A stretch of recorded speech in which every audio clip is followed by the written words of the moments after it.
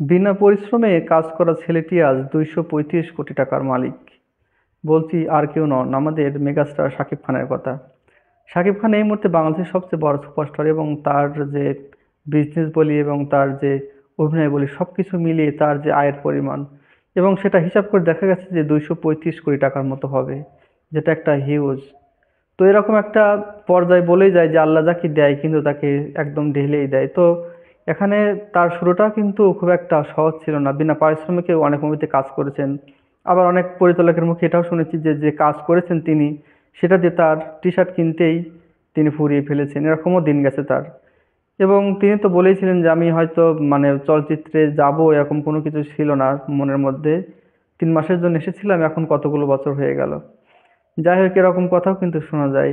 এখন তার remark Harlan, যেটা আমেরিকার সঙ্গে যুক্ত আছে, তার মুভিতে পারিশ্রমিক এবং আউটসাইড যে ইনকাম সব কিছু মিলিয়ে তিনি মাসে একটা ভালো পরিমাণ অ্যামাউন্ট কিন্তু পেয়ে থাকেন। এবং তার বিজনেস থেকে এখন ভালো একটা ব্যবসা কিন্তু, ভালো একটা মানে মার্কেটিংয়ের পর্যায়ে চলে গেছে, এবং সেখান থেকে কিন্তু অনেক বেনিফিট আসা আসা শুরু করেছে।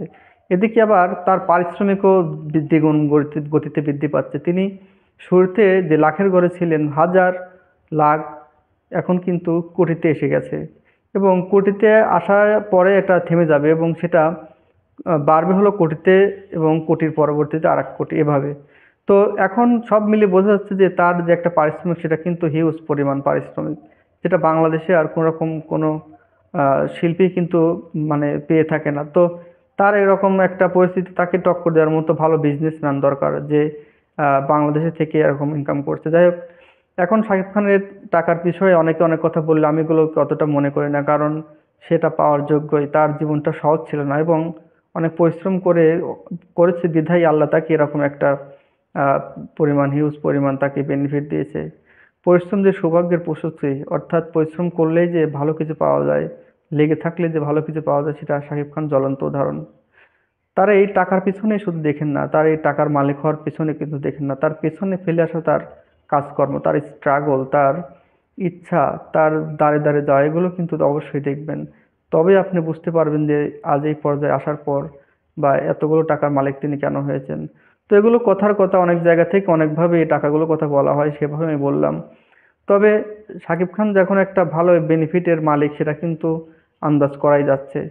তো অত কিছু বলবো না। যাই হোক, শাকিব খান যে একটা মানে ভালো পর্যায়ে এসেছে, ভালো অবস্থান ধরে রেখেছে, এবং সামনে যে আরো ভালো ভালো পর্যায়ে যাচ্ছে, এটা কিন্তু আমরা বুঝতেই পারছি।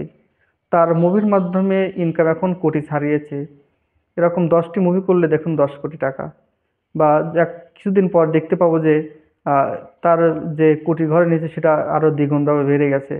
কারণ তার ছবি এখন বর্তমানে হিটের পথে, ব্লকবাস্টারের পথে, ইন্ডাস্ট্রি হিট, এবং দর্শকও পছন্দ করছে এবং অনেক আয় করছে। যদি তিনি মুভির শেয়ারগুলো নিজে করে নেন বা ওইভাবে পারিশ্রমিক নেন, তাহলে দেখা যাবে তিনি খুব তাড়াতাড়ি আরো অনেক টাকার মালিক হয়ে যাবেন। তো এখন তার সেটা ব্যক্তিগত বিষয়। তবে বলিউড বা অন্যান্য জায়গায় বলি, সবাই কিন্তু এরকম ভাবে তারা এখন শেয়ার নিচ্ছে মুভি থেকে, যে যদি লাভ হয় তাহলে সেখান থেকে কিছু লভ্যাংশ তাকে দিবে।